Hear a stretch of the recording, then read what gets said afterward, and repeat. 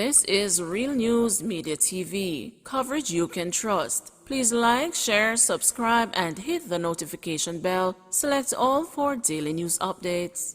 Good evening, my Real News Media TV family. Welcome back to the channel for another news update for April 14, 2023. And in the news this evening, 2-year-old girl struck and killed by car in St. James.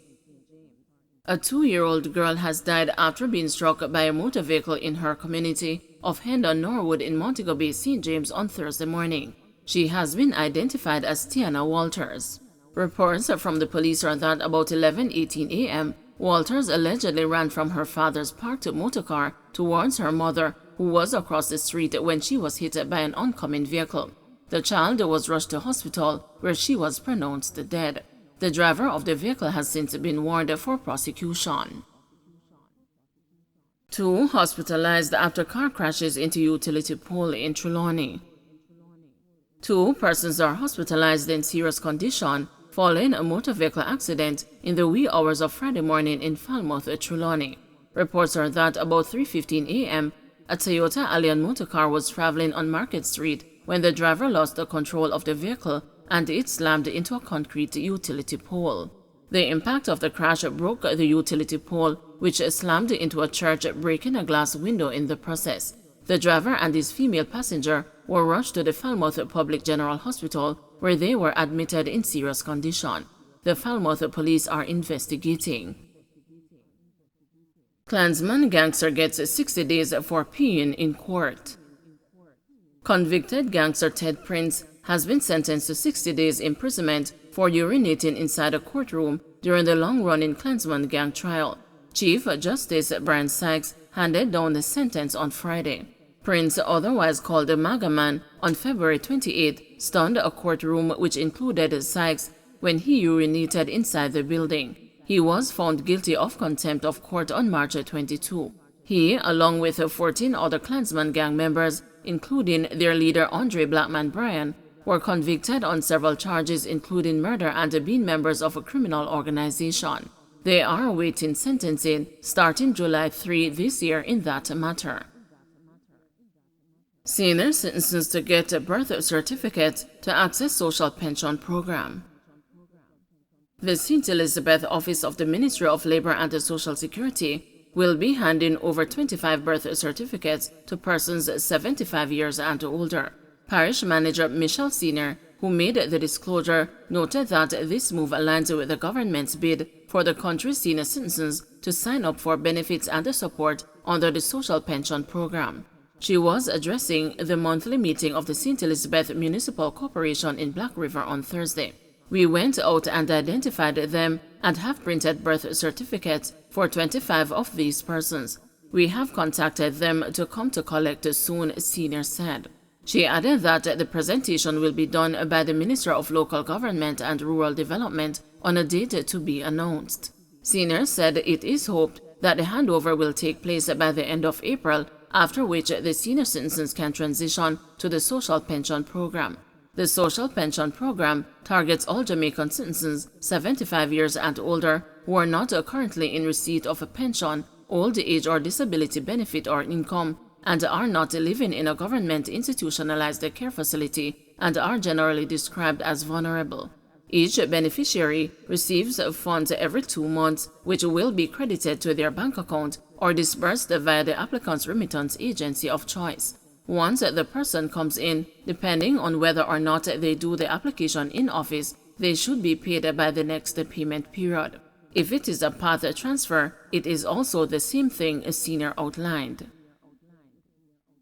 Bail application to be made for Guyanese women arrested in connection with airport cocaine seizure.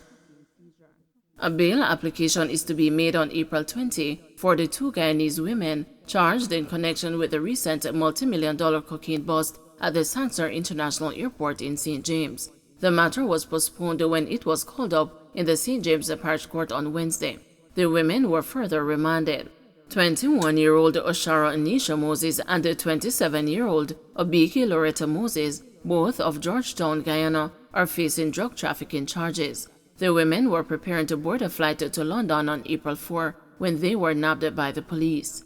21 pounds of cocaine with a street value of $120 million was found in their luggage. University student in torture case remanded until May 3. Matthew Hyde, the University of the West Indies student, accused of abducting and torturing a female student, has been further remanded until May 3. Mr. Hyde, who is represented by Peter Champagny Casey and Samoy Campbell, is charged with assault occasioning grievous bodily harm, use of malicious communication, assault occasioning actual bodily harm, and a false imprisonment. When the matter was called up this morning in the Kingston and the St. Andrew Parish Court, it was disclosed that the complainant's updated medical reports are now on file. The court was also told that a committal bundle will be prepared and served in court during the next hearing. In the meantime, Ms. Campbell told the court that she is awaiting a further medical report for Mr. Hyde. He is alleged to have held his ex-girlfriend captive for 3 days in his dorm room in February. MOE working to resolve delayed salary payments for teachers. The Ministry of Education says it has been seeking to resolve issues related to delayed salary payments for teachers on an individual basis. Up until yesterday, Jamaica Teachers Association President Lysandra Harrison reported that there were still a few teachers who had not received their March salaries. Speaking with the news this morning, the acting permanent secretary in the Ministry of Education, Maureen Dwyer, said the ministry is in frequent contact with the JTA, which provides information on teachers who have not been paid. Mrs. Dwyer says so far this week, the ministry has received 8 complaints. She says the Ministry of Education recognizes that the issues relating to teachers' salaries need to be settled and has been working on the regional level to facilitate queries. In the meantime, in an interview with the news, the JTA president said the association yesterday participated in a meeting called by the Ministry of Finance to address growing discontent among public sector employees over their adjusted salaries under the compensation review. Man arrested in Manchester on Tuesday linked to beryllium robbery, wanted for murder and a shooting in St. Catherine. The Manchester police have disclosed that the man arrested at the New Green roundabout in Mandeville on Tuesday is a person of interest in the recent robbery of beryllium couriers in Portmore, St. Catherine. The man is also wanted for murder and a shooting by the St. Catherine North Police. Deputy Superintendent in charge of operations for Manchester, Colin Johnson, says the man is to face an identification parade.